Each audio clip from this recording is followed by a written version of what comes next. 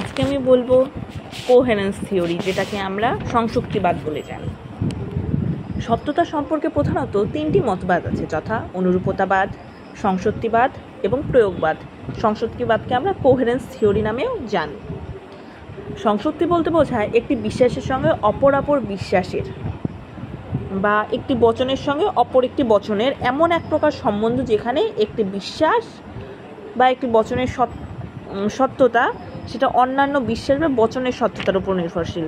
এটার মানে বোঝা গেল যে কোনো একটা বচন সত্য হবে যদি তার সাথে সম্বন্ধযুক্ত আরেকটি বচন সত্য হয়।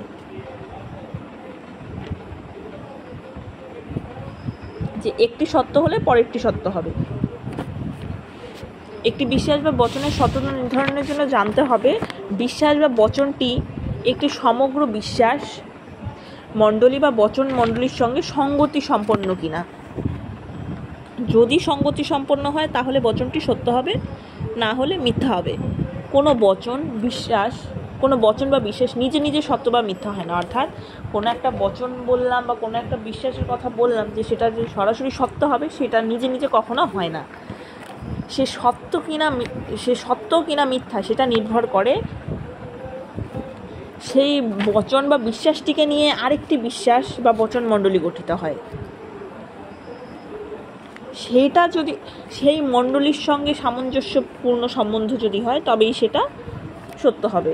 সার কথা হলো এটাই যে এই মতবাদ অনুসারে কোনো বিশ্বাসের সত্যতা বা মিথ্যাত্ব নির্ভর করে বিশ্বাস অতিরিক্ত কোনো বাস্তব তথ্য বা ব্যাপারের ওপর। তা নির্ভর করে প্রাসঙ্গিক বচনের সঙ্গে একটি সমগ্র বিশ্বাস মণ্ডলীর সঙ্গতির ওপর। কোনো বিশেষ বচনই সম্পূর্ণ সত্য নয়। সম্পূর্ণ সত্য হলো বিশ্বাসকে নিয়ে গঠিত একটি বিশ্বাসতন্ত্র বা বিশ্বাস মণ্ডলী। এটাকে নিয়ে অনেক সমালোচনা আছে, কিন্তু আমরা যেহেতু রাসেল পড়ছি, রাসেলের সমালোচনাটা আমরা দেখব। রাসেল দুটি বিষয়ে সমালোচনা করেছেন। প্রথমত, সংসক্তিবাদের সংসক্তি বা সঙ্গতি শব্দটির অর্থ সঙ্গতির উপর নির্ভরশীল নয়, তা নির্ভর করে যুক্তিশাস্ত্রের একটি নিয়ম, বিরোধবাধক নিয়ম। তোমরা সবাই বিরোধবাধক নিয়ম সম্পর্কে জানো, সেই নিয়ম সত্যতার উপর। বিরোধবাধক নিয়মটা কি? যদি দুটি বচন সত্য হয় তাহলে তাদের মধ্যে সঙ্গতি থাকে, আর দুটি বচনের অন্তত একটি মিথ্যা হয় তাহলে বচনের মধ্যে সঙ্গতি থাকে না, অসঙ্গতি থাকে।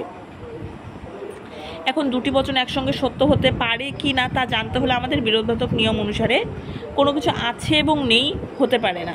যদি এমন হয় তাহলে তা হবে অসঙ্গত।